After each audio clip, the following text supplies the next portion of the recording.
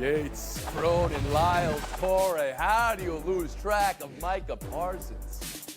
Cowboys emerging. If you fault them for losing games they could win, you credit them for winning a game they could have lost. Also, Niners, Eagles, a rematch preview championship extravaganza. And college. Let me hear it. College. The conference championships and the what ifs. Let's go around the horn.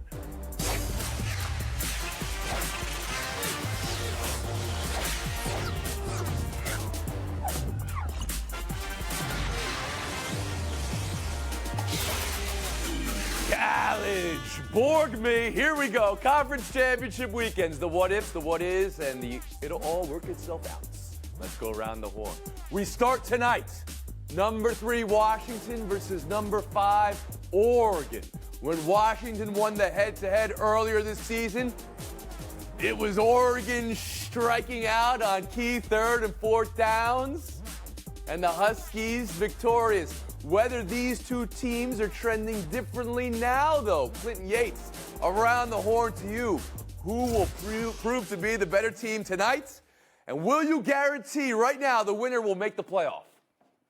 I will, and Oregon has gotten a lot better on third downs, but Washington, to me, is the team that's going to win this game, and the way they're going to do it is by protecting Michael Penix. They only sacked him once in that first game, and he threw for 4 touchdowns. He was all over the place, and Rome Odunze, a guy who's going to be playing on Sundays, had a monster game. He is critical. If he can win the matchups that he won in their previous game and dominate from the receiver position, then they've got a shot, and I think that's what they're going to have to do. This dream season continues. Harry Lyles, you're shaking your head no. Yeah, to me, Oregon, even since that game, a game that they should have won, has been one of the 4 best teams in college football. They've been playing like it ever since, and they are going to get their revenge tonight because this is a team that has been clicking on all cylinders, obviously offensively. They've got the weapons. If you don't know the name Troy Franklin, you probably will after tonight. Bucky Irving, one of the best running backs in all of college football. And Bo Nix, one of the best improvement stories in college football as well. And this Oregon defense has been playing much better. This Washington defense has not been very disruptive. I think that spells trouble for them tonight. Courtney Cronin. You know, Oregon's a 9.5-point favorite in this game. They lost the first matchup between Washington, and to Harry's point, you've got a Heisman Trophy candidate, you've got a Biletnikoff Award candidate, you've got a Joe Moore candidate, offensive line, and Art Broyles, offensive coordinator. Like, they have one of the best offenses in college football, and that's going up against a team that has 19 sacks total, 110th in FBS. That's Washington's defense. If they can't affect the quarterback tonight, they're going to have a very hard time beating this Oregon team. And yes, I believe the winner of the Pac-12 championship, and it will be Oregon in my opinion, will go and be one of those Final Four teams. And Pablo Torre, will tonight's winner, for you, guarantee a spot in the top 4? Yeah, I think Oregon wins, and I think Oregon's in the top 4, Tony. The committee put them at number 5. That seems like a setup for precisely this reason, to make it easier on them to explain why they are, in fact, sneaking in as a word at number 4. And by the way, I laughed when I saw Bo Nix in Times Square here in New York to start the season. And now that dude with that billboard is probably going to win the Heisman. So I'm not laughing anymore. Oregon, as Perry pointed out, since losing to Washington, has been a totally different. But they did lose to Washington. The season series would be even at that point. All right, 3 for Oregon, 1 for Washington. We move on. Let's go around the horn. Georgia, Alabama. Here we go. Number 1, number 8. And whether the Bulldogs can get past that Bama bugaboo they've had in the SEC title games, at least. For a team that's on a 29-game regular season win streak, it's odd to say that. The committee watching this game knows things are easy if Georgia wins. If it's Alabama, oh, buddy. And after last week, anything possible for this tie team. Harry, how will this game be won? Well, first off, if you're Georgia, let's start easy here. You win the game by playing the way you've been playing, which has been the best football in the country for the last month. That's the simple part. If you're Alabama, you have got to start by getting pressure on Carson Beck. Dallas Turner and Chris Braswell are the 2 most important players in this football game, because even if they don't get hands on Carson Beck, you are making things more difficult for him, and he has to throw to a defensive backfield that has guys like Kool-Aid McKinstry and Terrion Arnold, who has 5 interceptions on the season, to try to manage that. So to me, if you're Georgia, you still got to get past Alabama in the SEC championship game. That was their last loss in 2021. They've got an opportunity to make right on that this week. Courtney Cronin. Yeah, it's that get past Alabama part that has me tripped up in this. Nick Saban is 10-1 in conference title games, going all the way back to his days at LSU. And I'm focusing on Jalen Milroe. He has been a completely different quarterback the month of November than we saw his first 7 games of the season. 18 touchdowns total for him, 26 sacks in the first 7 games of the season. That went all the way down to 4 in the month of November. It's going to be about who can control the explosive plays more, and I think actually Alabama has that edge. Yates in the SEC conference title game. Speaking of Sunday, guys, Georgia's got a whole complement of them, and I think the person that they've got to stop Alabama that is to even have a chance is Brock Bowers. He didn't play last week, even though he could have been kind of cagey with his availability, but he opens up so many things in order for Georgia to be able to move around and get to their weapons. If Alabama has any shot, they got to find a way to get him out of the game. Unfortunately, I don't think they will. And Pablo Torre. Yeah, the shot is Nick Saban, Tony. I'm old enough to remember a world in which Alabama was not a thing we dismiss in an SEC title game, no matter what year it is, as long as Nick Saban is the coach. So is it as simple as, do they have Jalen Milroe, who is now running around everywhere extending plays? Yes. Do they have Nick Saban as the head coach? Do they have all of that talent, even if it's not Georgia-level NFL talent recently?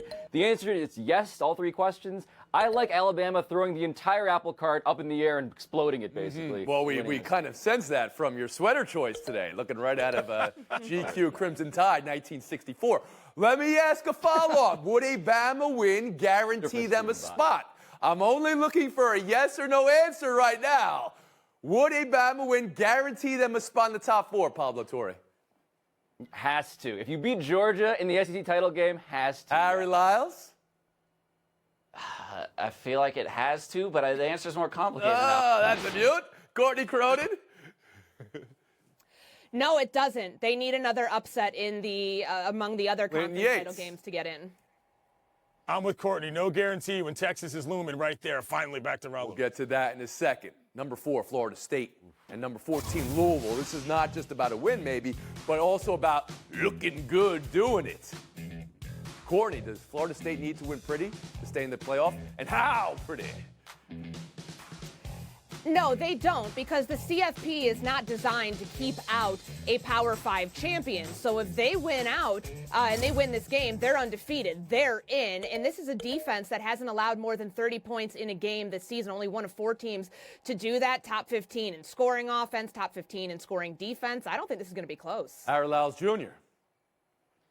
I don't think so. I think you got to get a win on the board. You're a Power 5 team, one of the 3 best conferences I think most people would believe, or at least in a normal year. I think people probably put the Pac-12 ahead of them this year. But you're not going to leave a Power 5 conference champion that is undefeated out of the playoff. If you are the committee, I dare you to do it. You won't. I hear what you're saying.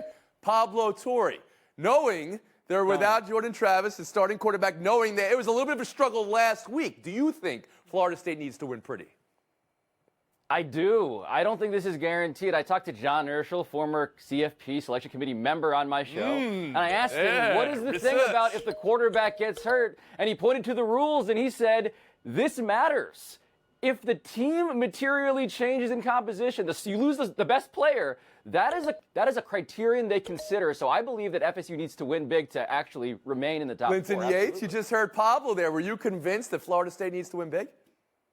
Yeah, they need to win big, and they need to win at all, which I don't think that they're going to do. Jack Plummer and that squad have a team. There were people in Louisville who were talking about a path to the playoff before they got tripped up by Kentucky, which they do every year. But this is not a squad that's ever been to this game before. This matters for this school. I think that there's a decent shot that they might pull this off. I'll pick them. All right, but winning big. Same may be true for Texas, right? Let's throw Texas in here. And the Big 12, whether they need to win big, win pretty, or will a Big 12 champion be left out no matter what, despite Texas having beaten Bama head-to-head. Harry? Yeah, I mean, you're going to have to get style points. You're sitting at number 7, right? Ohio State is ahead of you. Oregon is ahead of you. And things could shape up where the top 4 hold as it is. So, yes, if you are Texas, you need to win big with style points, especially against the Oklahoma State team that has been shaky the last few weeks. Harry, how do you negotiate the whole head-to-head matchup versus the conference title versus the team that looks best right now? I mean, so the committee keeps saying that their objective is to put the 4 best teams, in which I buy to a degree, but at some point, the results on the field do have to matter. It has to be a combination of the best and the most deserving, which I do think ultimately when it comes down to having it to make a decision on Sunday, that is what they will do. What that looks like, obviously there's a million combinations that could look Pablo like. Torre? Yeah, I think Texas needs to win big, but I believe that also if Alabama wins, as I believe they will, Texas then has a road, Tony. Of course, they beat Alabama, right? That was their big loss. And so to me, yeah, I think style points matter, but they have a real shot here if it all shakes out the way I chaotically expected. And Courtney Cronin? If it goes chalk and all the undefeateds make it in, they don't have a case to complain about this. But if Alabama beats Georgia and Texas ends up winning big, and they can claim over Oregon. If Oregon wins, they have 2 top 25 wins. Texas has the win over Alabama, 3 top 25 wins. They should be in at that point. And Michigan and Iowa. It's almost like all the oxygen was spent talking Michigan the last month. Everyone is of the opinion they're the surest thing this weekend, right? I'm looking at heads, not a yes. We'll take that as a yes then. All right, so now it's time. Come Sunday, whether it's the best or the most deserving, who will the committee choose for the 4 playoff teams? Clinton, start us off. Georgia, Michigan. I'm going to have to say Washington because I picked him, and I think Texas is going to get in. If Louisville's going to pull that upset, I think Texas has a real right Courtney if they Cronin. blow somebody out in that Big 12 championship game. Georgia, Michigan, Oregon, and Florida State. Harry Lyles Jr. Georgia, Michigan, Oregon, Florida State. Pablo Torre. Oh, see, I'm a Michigan, I'm an Oregon, I'm an Alabama, I'm a Texas guy, Tony. Give me utter anarchy. And I please. think, other than the people with a rooting interest, that is the rooting interest of all the alums and fans, not from the teams just mentioned. There it is. The picks you make equal the points you get or the mutes you take. Buy or sell next. Iowa making with the Dallas Cowboys. punt-only highlight reels is awesome. Keep doing that. Around the Horn is presented by Grey Goose. Welcome back to Around the Horn, coming to you from the Seaport, brought to you by Chase. You wanted offense and touchdowns and quarterback play? You got it. A punt-free football game. You wanted a flag-free football game? You did not get that. What the Cowboys did in scoring 41 and winning at home again was finally beat a team that, at the time, had a winning record and didn't block Parsons on the most important play of the game. Can't get my head around that. But Tim Kalishaw for the Dallas Morning News. Why does Cowboys' victory over the Seahawks feel like the closest thing to a loss? Clinton, buy or sell Tim Kalishaw? Buy or sell a takeaway from Cowboys 41, Seahawks 35? Completely selling Kalishaw here. It doesn't feel close to a loss. They won the football game. Good teams beat bad teams. That's what happens. I know once December turns on the calendar, shouts to David Dennis Jr., skies start falling all over Dallas, but they got the victory. Dak looked good in the fourth quarter, had a couple good throws. What do you want this team to do on a Thursday when the schedule says that's who you face and you actually come Courtney Cronin, I know watching a game with actual touchdowns is an anomaly for you, but please go ahead. Oh, that's What's your takeaway? Look, this to me is about the defense stepping up when they needed to. 7 pressures in the first 3 quarters, and then in that fourth quarter, including that insane pressure that Micah Parsons got virtually unblocked, which was by design. If you heard Geno Smith after the game, they were expecting their running back to leak out. He's a third-string running back, so he wasn't fast enough to get there before Micah Parsons bolted into the backfield. But 8 pressures in the fourth quarter for this Dallas defense. Dak is playing at an MVP level, 21 touchdowns, 2 interceptions over his last 7 games, and that Dak to CeeDee Lamb duo, impossible to stop. Harry Lyles Jr. Yeah, I love Tim, but I don't know that I'm buying this. Look, the Cowboys showed you a lot of the really good that we've seen out of the Cowboys, a lot of the things that we felt good about them earlier on in the season. The one thing I am buying, though, is, hey, man, you got to show us this in January, right? I mean, that has been the thing with this Cowboys team the entire time. Dak Prescott plays great football. He's playing MVP-level football right now and would get my vote, but you got to do this. Okay, but they couldn't play in January last night, Harry. Let's go to Pablo Torre on the takeaway from last night. Well, now luckily they can play in December, and I don't think December is going to be any easier than January, Tony. I'm buying completely Tim Kalishaw and the Dallas Morning News.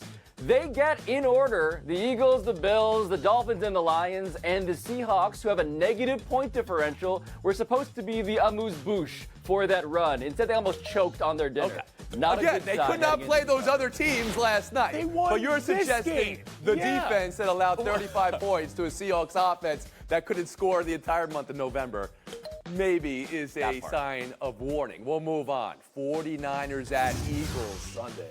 A rematch of the NFC Championship game. Is it a preview of this future NFC Championship game? How the Eagles are getting ready for possibly a wet game? That a little bit of sprinkle. Philly won last year, but of course Purdy was knocked out. Hurts has won 14 consecutive games versus winning teams, which is, the NFL record. But the 49ers are road favorites in this one. Courtney, does that make sense to you? It makes sense based on their strengths against the Eagles' weaknesses. And we know that this Philly team has liked to play it close. 7 of their 10 wins have come by 1 score. This defensive line is not as dominant as the one that made the run to the Super Bowl. But for me, it's this buzzsaw offense running in of San Francisco, doing things that Philadelphia doesn't typically see. They're under center a lot. So how is that going to factor in when you have Deebo Samuel and Christian McCaffrey coming out of the backfield on top of the fact that they're dominant over the middle of the field? You think it's a matchup of styles here, a matchup of Lyles. Niners, Eagles. Please, Harry. Yeah, I'm buying them being favorites. Look, this has been a team that has looked like a very good one over the last few weeks. In fact, like their victory over Jacksonville, 34-3, looks a lot more impressive as the season goes along. But to me, the interesting part of this game is you've got strength on strength, the number 1 scoring offense in the second half of football games versus the number 1 scoring defense in San Francisco in the second half of games. I think that's where this one's going to be won, and we're really going to see if Philadelphia is legit in this game. If we didn't think they were legit already. Okay, a story of strength and a story of Tory now. Please, Pablo. Wow. I believe that this line is not unreasonable because a lot of smart things have been said about the Eagles. Yes, they win close. Yes, the 49ers tend to win big. But the Eagles lost to the Jets. I just want to say that again. They lost to the Jets. Nothing this football season should be so assured when you lose to the Jets. So in that way, Tony, I believe that. Yeah, San Francisco has 3 losses on their record. Come on now. Quinn Yates, how about you? New York has nothing to do with this. The reason why the Niners are favorite is simple. Christian McCaffrey, when he's healthy and he can play, your team is likely better than the other team, and that was already the case for the 49ers. And this is a late game on the East Coast, so the body clock issues are not going to be the same for a team coming from the West Coast. It all makes sense to me. I go to Quinn Yates for body clock. So that's a vote for San Francisco from Clinton. And from Courtney, and from Harry, and Pablo Torre. What's the story, Morning Glory? I mean, I was leaning Niners. Now I'll lean the other way because, good Lord, we just jinxed the 49ers. Contradicting ourselves. Let's not all the forget, way home. they have the best record in football over the last 2 seasons, Philadelphia. Taking a break here. Showdown is next. Cronin, Torre.